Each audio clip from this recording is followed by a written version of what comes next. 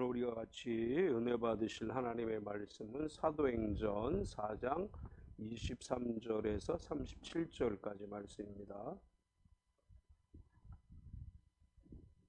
사도행전 4장 23절에서 37절까지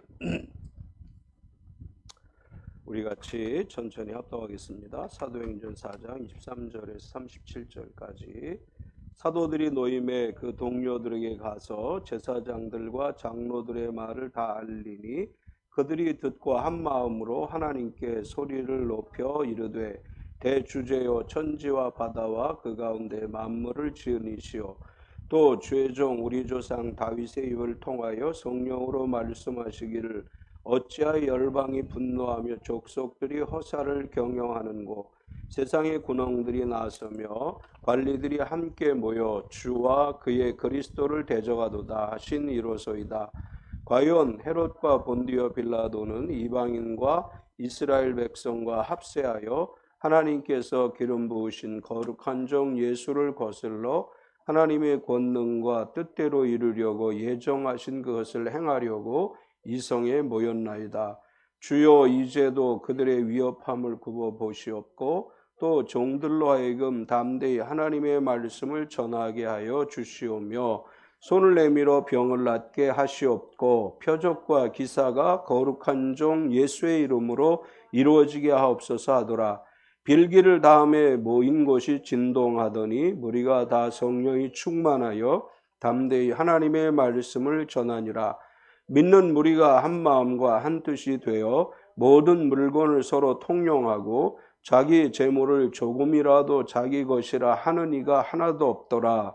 사도들이 큰 권능으로 주 예수의 부활을 증언하니 무리가 큰 은혜를 받아 그 중에 가난한 사람이 없으니 이는 밭과 집 있는 자는 팔아 그 판 것의 값을 가져다가 사도들의 발 앞에 두매 그들이 각 사람의 필요를 따라 나누어 줌이라. 구브로에서 난 레위족 사람이 있으니 이름은 요셉이라. 사도들이 일컬어 바나바라 번역하면 위로의 아들이라 하니 그가 밭이 있음에 팔아 그 값을 가지고 사도들의 발 앞에 두니라. 아멘. 아까 우리 사모님 잠깐 얘기했는데 이 모르는 전화가 오면 핸드폰에 이렇게 모르는 번호로 전화가 오면 얘기를 하지 말라 그래요. 그러니까 여보세요, 누구세요, 왜 전화했어요 이렇게 얘기하면 음성 복제를 해요. 그러니까 내 음성하고 똑같이 만들어 가지고 그 전화를 내 핸드폰에 있는 가족의 전화번호를 따서 이제 음성 복제를 한 다음에 문구를 막 만들어요. 야, 나 지금 굉장히 급한 일이 있는데 그 돈 좀 보내줄 수 있니? 이런 식으로 이 목소리를 복제해서 그렇게 녹음을 해요. 그리고 그거를 내 핸드폰에 있던 가족의 전화번호를 걔네들이 따가지고 그 번호에 전화를 해서 보이스피싱을 해요.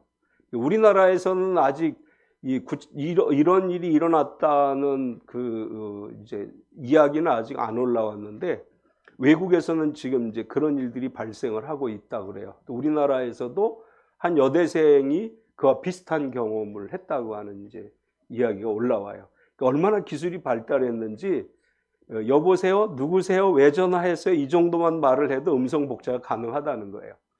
그러니까 내 음성하고 똑같은 음성을 만들어요. 그리고 이렇게 문구 이렇게 이제 텍스트에다가 문구를 집어넣으면 그게 글이 돼요. 목소리가 돼요. 제가 이제 우리나라 부르라고 하는 동영상 프로그램이 있는데 거기에다가 내 목소리를 약 30개 정도의 문장을 읽으면 내 목소리를 거기서 만들어내요. 그래서 내가 어떤 문구를 거기다 집어넣으면 내 목소리로 읽어줘요. 그러니까 이제 우리 사모님 테스트 해가지고 사모님 목소리로 성경 이제 창세기 1장, 2장, 3장, 4장까지 만들어 봤는데 거의 사모님 목소리하고 거의 비슷해요. 약간 톤은 조금 다른데 누가 들으면 김미숙 사모님이 창세기 낭독하고 계시네 이렇게 느껴질 정도로 그렇게 지금 기술이 발달했어요. 여러분 모르는 전화 오면 절대 여보세요, 누구세요 이런 얘기 하지 마세요. 그냥 아무 말도 하지 마세요. 그러니까 우리 부르라고 하는 프로그램에서는 약 30문장을 해야지 목소리가 이제 그게 가능한데, 지금 더 발전된 이 기술에서는 한두 마디만 해도 음성 복제가 가능하대요. 혹시 또 가족 중에 누가 갑자기 이상한 번호로 전화해서 야, 내 핸드폰이 고장 나가지고 어쩌 목소리는 똑같아요? 그럼 무시하세요. 그거 음성 복제예요. 이제 우리가 사도행전을 쭉 이제 살펴보고 있죠. 3장에서는 우리가 잘 알고 있었던 성전 미문에 앉아서 구걸하던 사람, 나면서부터 걸어본 적이 없는 구걸하는 사람이 베드로와 요한에 의해서 고침받은 이야기가 기록되어졌고, 그 이야기가 4장까지 연결이 되죠. 이제 베드로에 의해서 예수 그리스도의 이름으로 이 사람이 걷는 역사가 일어나게 되니까, 이제 우리가 지난주에 살펴본 이야기는 많은 사람들이 솔로몬의 행각에 모여서 베드로의 설교를 듣게 됐고, 그로 인해서 베드로와 사도들이 잡혀서 감옥에 갇히게 되고, 산헤드린 공회에서 신문을 받고, 산헤드린 공회에서는 사도들을 통해서 표적이 나타난 것을 부정할 수 없기 때문에 너희는 나가서 예수 이름으로 말하지도 전하지 가르치지도 말라, 이렇게 위협하고 놓아줄 때 사도들이 이렇게 얘기하죠. 너희 말을 듣는 것보다 하나님 말씀 듣는 것이 옳다, 이제 이렇게 대답을 합니다. 유대 지도자들은 사도들을 감옥에 가두거나 없애고 싶었지만, 당시에 예루살렘 상황에서 이 사람들을 가두었다가는 어떤 일이 일어날지 모르기 때문에 어쩔 수 없이 풀어주게 되죠. 이제 풀려난 사도들은 어떻게 했느냐? 이제 우리 같으면 풀려났으니까 도망가야죠. 이제 또 잡힐지 모르니까, 또 잡히면 예수님처럼 죽임을 당할지도 모르니까 도망을 가는 게 맞아요. 그런데 사도들은 풀려나자마자 어디로 갔느냐 하면 성도들이 모여있는 교회로 갔어요. 그리고 함께 거기서 기도회를 열어요. 오늘 이야기가 바로 그 기도회를 연 이야기예요. 풀려난 사도들이 예루살렘 교회에 가서 산헤드린 공회에서 우리가 이러이러한 어려움을 겪었다라고 이야기한 다음에 우리 모여서 같이 기도하자. 그래서 간절히 기도하고, 기도 끝에 하나님의 성령의 역사가 일어났다, 이렇게 기록하고 있는데, 오늘 이 사도들의 기도, 예루살렘 교회의 기도의 핵심이 뭐냐 하면 말씀을 전하게 하여 주옵소서. 이게 핵심이에요. 지금 어려운 상황이지만 그러나 하나님 우리가 포기하지 않고 이 말씀을 전하게 해 주옵소서, 이렇게 간절히 기도하는 내용이 오늘 본문의 이야기입니다. 오늘 말씀 안에서 우리가 발견할 수 있는 것은, 예루살렘 교회의 기도의 모습 속에서 우리가 발견할 수 있는 것은, 첫 번째로 이렇게 기도했습니다. 23절을 보면 사도들이 노임에 그 동료들에게 가서 제사장들과 장로들의 말을 다 알리니, 이제 사도들은 예루살렘 종교 지도자들의 위협을 받고 노임을 받은 다음에 곧바로 예루살렘 교회에 가서 함께 기도하기 시작을 합니다. 이제 기도를 하기 시작하는데 어떻게 기도했느냐? 한 마음으로 기도했다, 이렇게 기록하고 있어요. 한 마음이라는 게 뭐예요? 마음을 같이 하다, 합심 기도라고 하는 거죠. 24절을 보면 그들이 듣고 한 마음으로 하나님께 소리를 높여 이르되 대주제여 천지와 바다와 그 가운데 만물을 지은 이시오.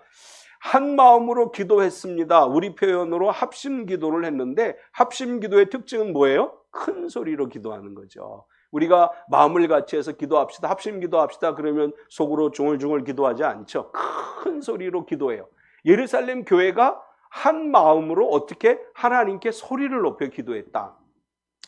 이제 우리가 그냥 성경을 이렇게 읽으면 그래, 모여서 큰 소리로 기도했나 봐, 이렇게 생각할 수 있지만, 사실은 이 큰 소리로 합심해서 기도한 것은 대단히 위험한 일이에요. 왜냐하면 이분들은 지금 잡혔다가 풀려난 사람들, 감옥에 들어갔다 나온 사람들이에요. 예수님을 증거하는 것 때문에 잡혀서 감옥에 갇혔어요. 유대 지도자들은 뭐라고 얘기하느냐 하면, 너희는 예수 이름으로 말하지 말고 가르치지도 말라, 엄금해서 협박을 해서 놓아놨어요. 그러면 이제 만약에 이 사도들과 예루살렘 교회가 막 큰 소리로 합심해서 기도하면 이 소리 지르며 기도하는 것이 외부로 드러나게 되죠. 유대 지도자들은 사도들의 동향을 살피고 있었을 거예요. 이 사람들이 어디서 무슨 짓 하고 있는지를 쫓아다니면서 확인을 하려고 했을 거예요. 근데 겁없이 막 큰 소리로 기도를 해요. 사실 우리 교회는 조금 이게 그래도 이 방음이 어느 정도 돼서 막 우리가 여기서 뭐 큰 소리로 떠들고 막 이래도 별로 밖으로 잘 안 들려요. 근데 가끔 이제 전에 경찰들이 우리 교회에 와가지고 이렇게 이제 신고가 들어왔다 이런 때가 있어요. 근데 보니까 우리 교회에서 시끄러웠던 게 아니고 옆에 2층의 건물에 교회가 막 소리 좀 질렀더니 이제 주변에서 신고가 들어간 거야. 교회가 시끄럽다고. 그래서 경찰이 우리 교회로 왔어. 우리 교회 아니라고 저 옆에 교회 거라고 가보라고 그래서 보냈는데, 시끄럽게 기도하면, 큰 소리로 기도하면 유대 지도자들에게 위치가 드러나요. 그렇죠? 그리고 거기 모인 사람들이 알려져요. 사실은 굉장히 위험한 일이에요. 그럼에도 불구하고 그들은 모여서 큰 소리로 하나님께 합심해서 기도했어요. 이 사내들인 공의 유대 지도자들이 핍박하는 걸 두려워하지 않고 하나님께서 우리 기도를 들으시고 우리 가운데 함께 하실 것이라는 믿음을 가지고 그들이 전혀 두려워하지 않고 큰 소리로 기도했습니다. 기도는 혼자 하는 것도 중요하지만 합심해서 기도하는 것이 굉장히 중요합니다. 예수님께서 마태복음 18장 19절에서 이렇게 말씀하셨어요. 진실로 다시 너희에게 이르노니 너희 중에 두 사람이 땅에서 합심하여 무엇이든지 구하면 하늘에 계신 내 아버지께서 그들을 위하여 이루게 하시리라. 우리가 하나의 제목을 가지고 두세 사람 이상이 모여서 합심해서 기도하면 하늘에 계신 아버지께서 너희 기도를 들어 응답하시리라. 이렇게 말씀하셔요. 우리가 함께 모여서 기도할 때 성령의 역사가 일어납니다. 사도행전 1장 14절에 보면 여자들과 예수의 어머니 마리아와 예수의 아우들과 더불어 마음을 같이하여 오로지 기도에 힘쓰더라. 사도행전에 성령이 역사하시는 것도 역시 모여서 오로지 합심하여 기도할 때 성령이 임하는 역사가 일어났습니다. 계속해서 예루살렘 교회의 이야기를 할 때 뭐라고 표현을 하냐 하면 마음을 같이하여 기도하기를 힘썼다, 이렇게 기록을 하고 있습니다. 우리 개인 기도 시간 가져야 돼요. 가정에서 또 어떤 직장에서 내게 주어진 시간들 속에서 혼자서 조용히 기도하는 시간을 갖는 것 굉장히 중요합니다. 그런데 모여서 같이 합심하여 기도하는 것은 더 큰 역사가 일어나는 거예요. 우리가 사도행전에서와 같이 하나님의 역사가 일어나길 원한다면 모여서 합심하여 기도하는 기도가 필요합니다. 이제 우리가 교회에 모이지 못해도 가정에서 두세 사람이 모여서 가정의 문제를 가지고 합심하여 기도할 때 예수님 말씀하신 것처럼 하늘아버지의 응답의 역사가 일어날 수 있습니다. 힘들고 어려울 때 교회에 올 수 있는 상황은 아닌데 갑자기 어떤 일이 발생하면 가족끼리 한두 사람, 두 사람, 세 사람 모여서 함께 그 목적을 가지고 기도하면 하나님께서 그 기도에 응답하시고, 또 우리가 교회에 모여서 함께 목적을 가지고 기도할 때 하나님께서 그 기도에 반드시 응답해 주시는 줄 믿습니다. 이제 이 예루살렘 교회는 합심 기도했죠. 그리고 하나님을 찬양했습니다. 24절을 다시 보면 그들이 듣고 한 마음으로 하나님께 소리를 높여 이르되 대주제여 천지와 바다와 그 가운데 만물을 지으니시오. 기도할 때 가장 먼저 하는 기도의 언어는 찬양하는 기도로부터 시작이 되는 거죠. 우리가 아무리 급해도 하나님 앞에 간절히 기도할 때에는 하나님께 찬양과 영광을 돌리는 기도로 시작을 해야 됩니다. 하나님께서 인간을 만드신 목적은 영광을 받으시기 위해서예요. 그래서 우리의 기도는 하나님의 전능하심과 천지 창조주 하나님의 그 위대하심을 먼저 찬양하면서 기도를 하나님 앞에 올려드려야 된다. 사도와 교회가 기도하게 된 목적, 기도하게 된 동기는 사도들이 잡혔다가 풀려났기 때문이죠. 그리고 이제 예수의 이름으로 말하지도 말고 가르치지도 말라고 경고를 했습니다. 유대 지도자들에 대한 위협이 있음에도 불구하고 그들은 모여서 하나님께 감사와 찬양과 영광을 돌리는 것으로 기도를 시작했습니다. 마음을 같여 기도하고 하나님을 찬양할 때 대주제여 천지와 바다와 그 가운데 만물을 지으시니요 하나님은 전능하신 분이십니다. 이렇게 기도가 시작되어지고, 그리고 어떻게 기도했느냐 하면 현재 상황에 대해서 고백을 했습니다. 25절에서 28절까지를 보면 또 주의 종 우리 조상 다윗의 입을 통하여 성령으로 말씀하시기를 어찌하여 열방이 분노하며 족속들이 허사를 경영하는고 세상의 군왕들이 나섬의 관리들이 함께 모여 주와 그의 그리스도를 대적하는도다 하신 이로소이다. 과연 헤롯과 본디오 빌라도는 이방인과 이스라엘 백성과 합세하여 하나님께서 기름 부으신 거룩한 종 예수를 거슬러 하나님의 권능과 뜻대로 이루려고 예정하신 그것을 행하려고 이 성에 모였나이다. 이제 예루살렘 교회가 모여서 하나님께 영광을 돌린 다음에 구체적으로 어떤 기도를 했느냐 하면 지금 우리가 겪고 있는 고난의 상황을 이야기하는 거예요. 이제 이 26절에 세상의 왕들이 일어나며 통치자들이 주님과 그분의 그리스도를 대항하기 위해 한 자리에 모였다. 이렇게 이제 이 기도를 하죠. 27절과 28절을 쉬운 성경으로 보면 이렇게 번역을 했어요. 실제로 헤롯 안티파스와 본디오 빌라도가 이방인들과 이스라엘 백성과 합심하여 주님의 거룩한 종이며 주님께서 기름 부어 그리스도로 세우신 예수님에 대해 음모를 꾸미기 위해 이곳 예루살렘에 모였습니다. 이전에 주님께서 주님의 능력과 뜻대로 계획하신 일을 이 사람들이 그대로 행하였습니다. 이렇게 번역을 했어요. 그러니까 지금 사도들은 어떤 기도를 하느냐 하면 우리가 처해 있는 그 고난의 현실에 관해서 기도를 하는 거예요. 지금 예루살렘에는 헤롯과 본디오 빌라도와 유대 지도자들이 합심해서 예수님을 죽였을 뿐만 아니라 이제 하나님께서 이루시고자 하는 일을 위해, 다르게 표현하면 하나님께서 교회를 이루시고 하나님의 복음을 증거하려고 할 때 그것을 방해하는 목적, 하나님이 그렇게 예언을 하셨고 그 예언대로 그들이 여기에 모여서 지금 우리를 향해서 악한 일들을 도모하고 있습니다. 이렇게 구체적으로 기도한 것입니다. 우리가 기도할 때 우리가 겪는 것을 솔직하게 하나님 앞에 고백하는 기도가 필요하죠. 내가 너무 힘들어 죽겠는데 하나님 감사합니다, 감사합니다 이렇게만 기도할 수 없잖아요. 지금 우리가 겪고 있는 일에 대해서 구체적으로 하나님께 고백을 해야 돼요. 이제 하나님은 이런 상황을 모르시기 때문에 우리가 알려드려야 되는 게 아니고 하나님은 다 아셔요. 그렇지만 우리가 고백하기를 원하시는 것입니다. 우리가 하나님 앞에 고백할 때 하나님께서 우리의 기도를 들어주시고 응답하시는 것입니다. 두 번째로 기도의 구체적 내용들이 있어요. 이제 어떻게 구체적으로 기도했느냐? 위협함을 굽어보시고 이렇게 간구를 해요. 29절을 보면 주여 이제도 그들의 위협함을 굽어보시옵고 또 종들로 하여금 담대히 하나님 말씀을 전하게 하여 주시오며, 먼저 교회가 겪고 있는 상황에 대해서 28절까지를 이야기한 다음에 구체적으로 29절에 이렇게 얘기해요. 이제도 그들의 위협함을 굽어보시옵고, 그들이 우리를 향해서 위협적으로 행동하고 우리가 저들 때문에 어떤 어려움을 겪을지 모르는데 지금 우리가 이 어려운 상황에 처해 있으니 하나님, 우리가 처해 있는 이 어려움 속에서 우리를 지켜주시옵소서, 이렇게 기도하는 것입니다. 우리가 기도하지 않아도 하나님은 다 아셔요. 하나님, 우리가 가만히 있어도 하나님 역사하실 수 있습니다. 그러나 하나님, 우리가 기도하기를 원하시는 거예요. 우리가 하나님 앞에 이런 어려움들, 현재 겪고 있는 이런 시련과 역경들에 대해서 하나님께 구체적으로 기도하는 것을 하나님이 듣기 원하시는 것입니다. 이제 힘들고 어려운 일이 있을 때 우린 구체적으로 기도해야 돼요. 어려움 당할 때 하나님이 알아서 해주시겠지. 이제 물론 이제 이렇게 하나님 말씀하셨죠. 너희는 가만히 있어 주가 하나님 됨을 알지어다. 그래, 그 말씀만 의지하고 나는 가만히 있을 거야.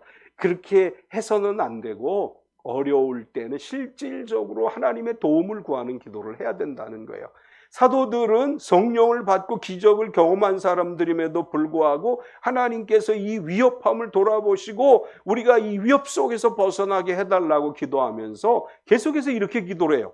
현재 어려움 속에서도 복음을 전할 힘을 주옵소서. 29절 뒷부분에 보면 또 종들로 하여금 담대히 하나님 말씀을 전하게 하여 주시오며, 사실 우리가 좀 합리적인 사고방식으로 이때 상황을 살펴보면 우리는 이렇게 생각할 수 있어요. 아니야, 지금은 나가서 전도할 때가 아니야. 지금 사내들인 공에 우리가 잡혀가서 하룻밤 감옥에 갇혀 있다가 나왔는데 거기 대제사장이 그들이 우리에게 말하기를 너희가 예수의 이름으로 말하고 전하면 가만두지 않겠다, 이렇게 위협했으니까 사태가 좀 잠잠해질 때까지 복음 전하지 말고 조용히 우리들끼리 모여서 예배나 드리자. 이렇게 할 수 있어요. 이게 합리적인 생각이죠. 복음을 전하면 가만두지 않겠다 했으니까 이 사태가 좀 좋아질 때까지 복음 전하지 말고 가만히 있자. 이렇게 생각할 수 있는데 사도들은 이렇게 하나님께 기도해요. 지금 저들이 우리를 위협하는 이 상황을 보시고 종들로 하여금 담대히 하나님 말씀을 전하게 하여 주시옵소서. 이 상황에서도 우리는 복음을 전하기 원합니다. 이렇게 지금 기도하고 있는 거예요. 사도들의 이 고백은 핍박을 당하고 순교를 당할지 모르지만 그럼에도 불구하고 복음을 전할 수 있는 힘을 우리에게 주옵소서 이렇게 기도한 것입니다. 우리의 기도도 복음 전도를 위한 기도가 돼야 되죠. 사실 우리는 우리 문제를 가지고 많이 기도하죠. 우리가 겪고 있는 현재 어려움, 우리 자녀들을 위한 기도, 부모님을 위한 기도, 형제 자매를 위한 기도, 교회를 위한 기도를 해요. 그래서 우리가 잘 되고 하나님의 복을 누리게 해주시고 이렇게 기도하지만 하나님이 더 기뻐하시는 기도는 우리의 삶을 통해 복음이 증거되게 하시고 영혼을 구원하는 도구가 되게 해 주옵소서. 이렇게 기도하는 것을 하나님이 더 기뻐하십니다. 우리의 삶의 목적은 복음의 도구가 되는 것입니다. 전도의 도구가 돼서 한 영혼이라도 더 구원하고 한 영혼이라도 더 주님께로 인도하는 것이 우리가 해야 될 일이고 우리의 기도는 전도를 위한 기도가 되어야 된다라는 것을 보여줍니다. 그리고 이제 이들의 구체적인 기도를 보면 예수님의 이름으로 표적과 기사가 나타나게 하옵소서. 30절을 보면 손을 내밀어 병을 낫게 하시옵고 표적과 기사가 거룩한 종 예수의 이름으로 이루어지게 하옵소서 하더라.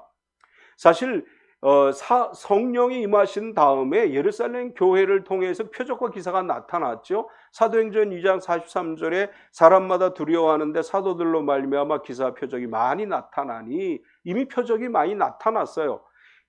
그리고 우리가 잘 아는 것처럼 3장에서 성전 묘문에 앉았던 사람이 걷는 역사가 일어났습니다. 그런데도 또 이렇게 기도를 해요. 손을 내밀어 병을 낫게 하시옵고 표적과 기사가 거룩한 종 예수의 이름으로 이루어지게 하옵소서. 이제 이것은 뭘 얘기하느냐 하면 어느 시대를 막론하고 예수 그리스도의 이름으로 표적과 기사가 끊임없이 나타나기를 위해서 기도하라고 하는 것입니다.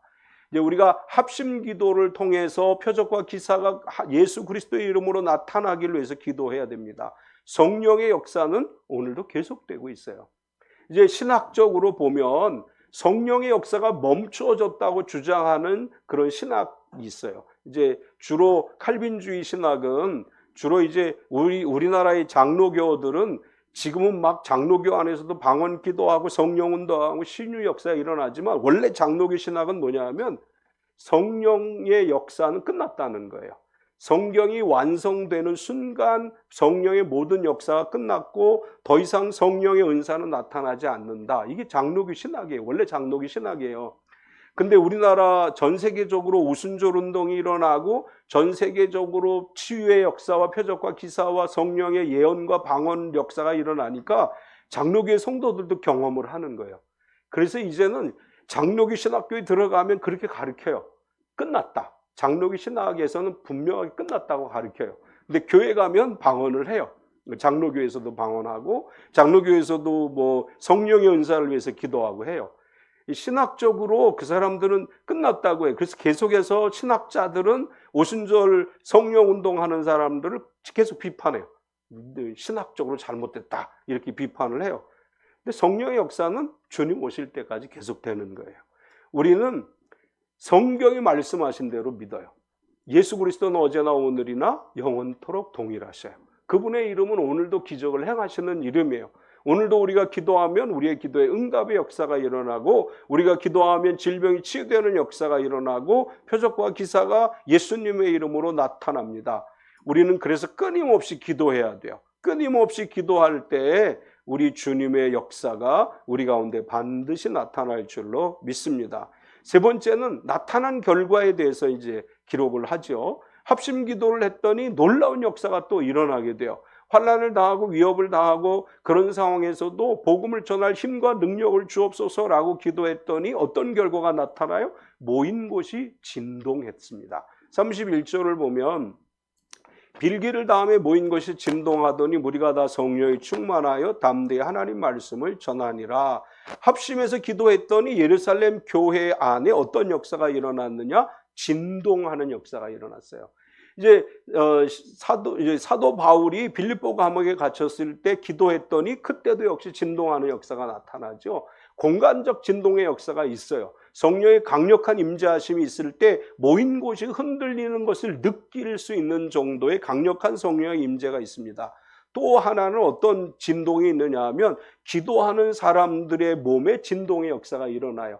우리가 막 그런 경험하죠. 막 성령 충만해서 기도할 때 나도 모르게 내 몸이 흔들리는 것을 경험하죠. 이것을 우리가 진동이라고 표현할 수 있는데 나는 가만히 있고 싶은데 나도 모르게 성령이 나를 막 움직이게 만들어요. 이게 성령이 우리에게 임하시는 진동의 현상이에요. 모인 공간적 진동도 있고 개인적 진동도 있습니다. 그러니까 성령 충만해서 막 나도 모르게 막 몸을 움직이고 할 때 걱정하지 마세요. 성령께서 나로 하여금 그렇게 기도하게 하시는 거예요. 성령 충만함으로 말미암아 성령이 임재하심의 증거들이 여러 가지 방법으로 나타나는데 그 중에 하나 진동의 역사로 예루살렘 교회에 나타났다고 하는 것이고, 그 다음에 성령이 충만해서 그 다음에 어떻게 돼요? 담대히 하나님 말씀을 전했습니다. 31절에 보면 빌기를 다음에 모인 것이 진동하더니 무리가 다 성령이 충만하여 담대히 하나님의 말씀을 전하니라. 무리가 다 성령이 충만하여 라고 하는 것은 하나님 말씀을 전하는 데 있어서 성령의 임재하심이 필수적이라는 거예요. 우리가 성령이 충만하면 담대함이 생기죠. 우리 이제 복음서에서 보면 그 베드로 사실은 굉장히 막 앞에 나서는 돈키호테 같은 사람이지만 또 한편으로 보면 이 예수님을 부인할 정도로 또 나약한 사람이에요. 예수님 앞에서 칼을 들어서 말고의 길을 잘랐던 사람인데 이제 대제사장의 뜰에서는 가야바의 뜰에서는 예수님을 모른다고 부인하고 예수님을 저주하기까지 했어요. 그런데 성령이 임하고 나니까 어떻게 되느냐? 담대하게 나아가서 복음을 전하게 됐어요. 우리가 개인적인 성향이 좀 소극적인 성향의 사람들이 있어요. 그러나 성령이 오시면 소극적인 성향의 사람들도 성령께서 충만하게 하실 때 담대함을 가지고 나아가서 복음을 전할 수 있는 것입니다. 이제 제가 가끔 그런 얘기해요. 나는 요즘 뭐 혈액형 가지고 얘기하지 않지만 옛날에 우리 때는 다 혈액형 가지고 얘기했죠. 초등학교에서 혈액 검사를 했는데 O형이라고 나왔어요. 이제 담임 선생님들이 늘 야, 넌 O형이니까 막 이제 O형의 장점을 얘기해 주면서 넌 이제 그렇게 될 거야. 막 우리 할머니가 워낙에 선생님들에게 돈을 많이 써가지고 이제 선생님들이 막 내가 달리기를 못하는데 계주 선수까지 했어요. 예, 얼마나 돈을 많이 썼으면. 나는 진짜 O형인 줄 알았어요. 성향이. 근데 난 늘 앞에 나서는 게 두려웠던 사람이야. 고등학교 때 동대문 놀자 앞에서 헌혈을 해서 헌혈을 했더니 A형이래요. 그래서 내가 아니 나 분명히 초등학교 때부터 O형으로 알고 살았는데 그랬더니 아니에요 A형이에요. 그래. 그래서 군대 갈 때 또 신체 검사할 때 나 혈액 검사 좀 제대로 해주세요. 근데 어릴 때 O형으로 알았는데 이 헌혈할 때 A형이래요. 그랬더니 이 신체 검사하는데 A형입니다. 이렇게 제가 굉장히 사실 소극적이고 막 이렇게 스트레스 많이 받는 스타일이에요. 그러니까 혈액형으로 따지면 제가 여기 나와서 설교할 만한 사람이 안 돼요. 그냥 뒤에 앉아가지고 조용히 제가 제일 좋아하는 건 교회에 앉아서 목욕실에 와서 혼자 앉아 있는 게 제일 좋아해요. 그런 성향이에요. 근데 성령이 저에게 오셔서 역사하지 않았으면 제가 아마 목사가 되고 뭐 총회에서 어떤 일을 하고 뭐 교단연합회에 가서 제일 조그만 교단의 총회장인데 막 일어서가지고 발언하고 이런 거 못해요. 성령이 저를 도와주셔서 제가 담대하게 이런 일들을 할 수 있게 하시는 것입니다. 이제 전 베드로 사도를 참 좋아해요. 그래서 막 돈키호테 같이 하다가 막 또 어떤 때는 좀 저를 보는 것 같고, 그래서 제가 이제 베드로 사도를 참 좋아하는데 성령이 충만하면 담대함을 주셔요. 내 성향과 상관없어요. 내 성향과 상관없이 성령이 우리에게 오시면 내가 할 수 없는 것을 하게 하시는 분이 성령이셔요. 지금 성령이 그들에게 임하심에 할 수 없었던 사람들이 복음을 전하는, 하나님 말씀을 전하는 역사가 일어났습니다. 예수님은 우리가 잘 알고 있는 대로 사도행전 1장 8절에서 이렇게 말씀하셨죠. 성령이 너에게 임하시면 너희가 권능을 받고 예루살렘과 온 유다와 사마리아와 땅끝까지 이르러 내 증인이 되리라 하시니라. 성령이 오시면 할 수 있다는 거예요. 성령이 안 오시면 할 수 없어요. 우리 인간의 그 연약함을 이길 수가 없어요. 성령이 우리 가운데 오시면 이런 일들을 할 수 있습니다. 성령 충만을 받고 복음을 전하게 되는 것이 계속해서 기록되어지죠. 33절에 보면 사도들이 큰 권능으로 주 예수의 부활을 증언하니 무리가 큰 은혜를 받아. 성령의 권능으로 예수님의 부활을 증언했더니 무리가 은혜를 받고 하나님의 복음을 받아들이고 영접하게 됩니다. 우리가 담대하게 복음을 전해야 될 이유는 뭐냐 하면 천국에서 제일 큰 상급, 제일 큰 상급의 면류관이 뭐라 그래요? 전도의 상이에요. 전도의 상이 천국에서 제일 커요.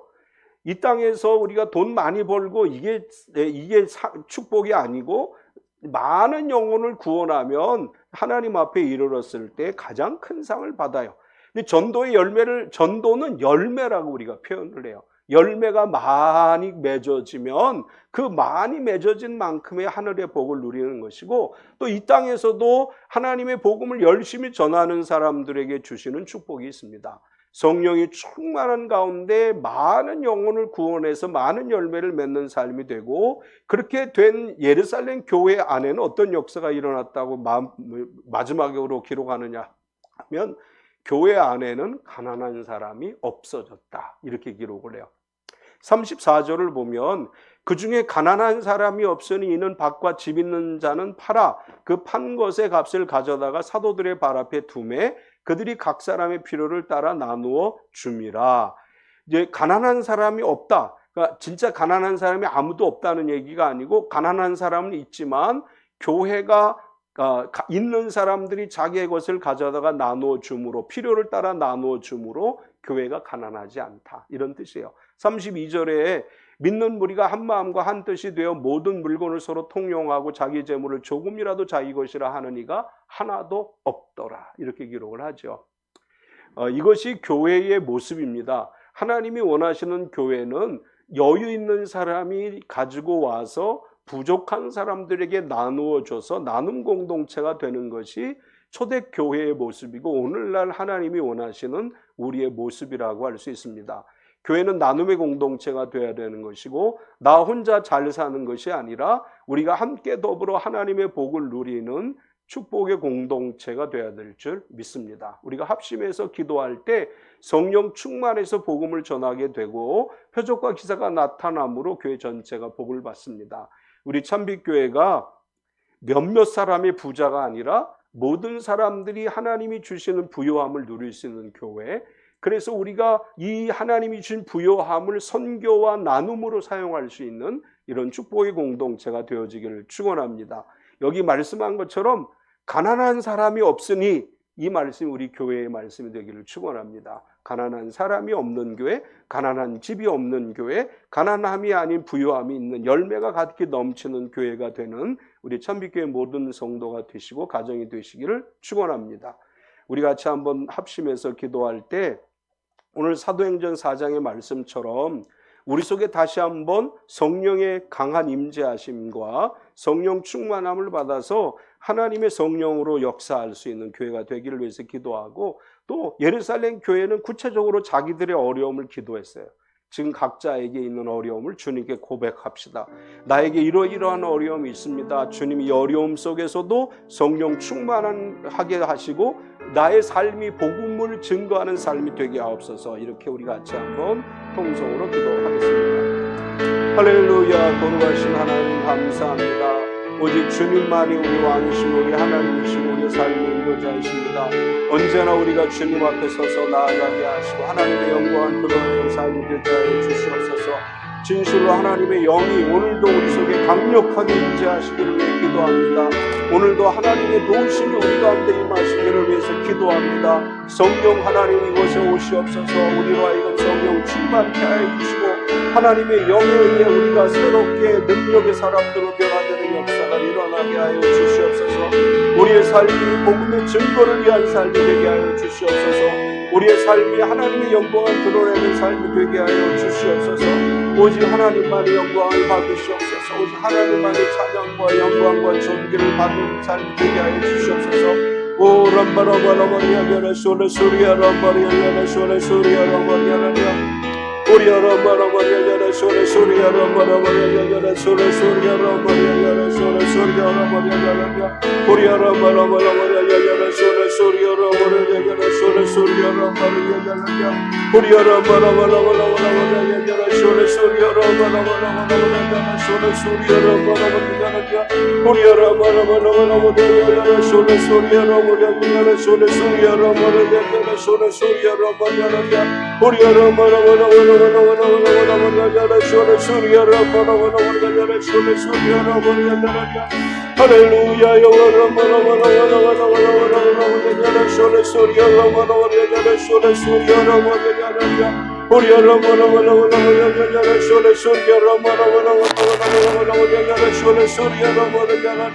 할렐루야 주님 우리 가운데 임재하시옵소서. 우리 가운데 함께하시옵소서.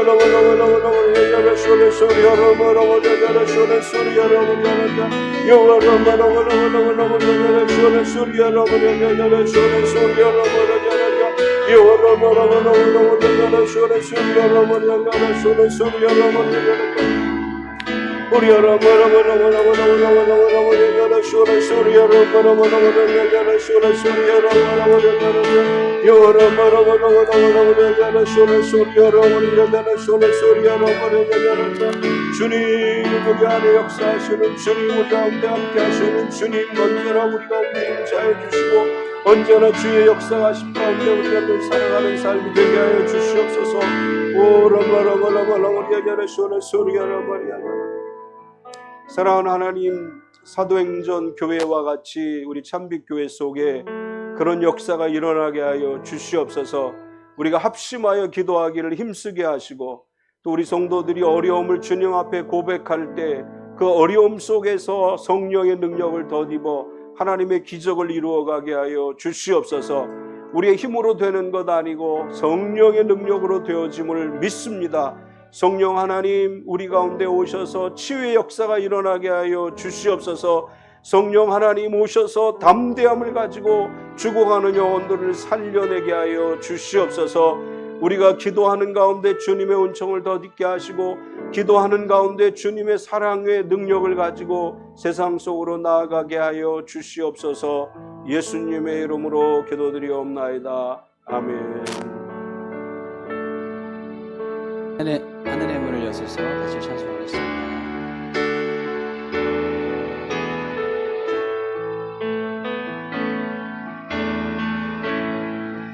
하늘의 문을 여소서 이곳을 주목하소서.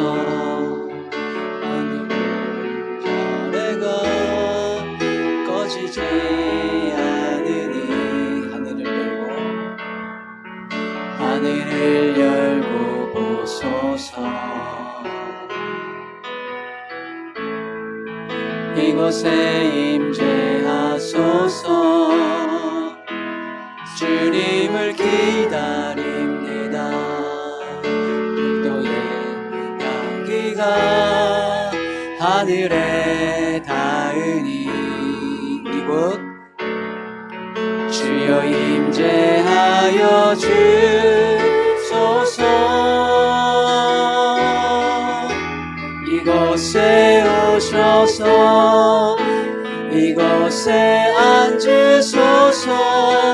이곳에서 드리는 예배를 받으소서. 주님의 이름만은 오직 주의 이름만 이곳에 있습니다. 주님 이곳에 오셔서 이곳에 앉으소서. 이곳에서 드리는 예배를 받으소서. 주님의 이름이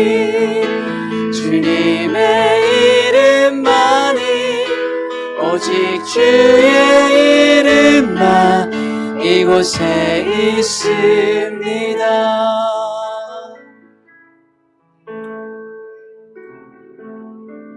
지금은 우리 주 예수 그리스도의 은혜와 하나님 아버지의 지극하신 사랑과 성령님의 내주 충만하시며 교통하시는 은혜가 주님 앞에 나와 예배하고 말씀으로 은혜 받고 세상을 향해 나아가는 우리 모든 성도들 머리 위에 영원토록 함께 하시옵기를 간절히 축원하옵나이다. 아멘.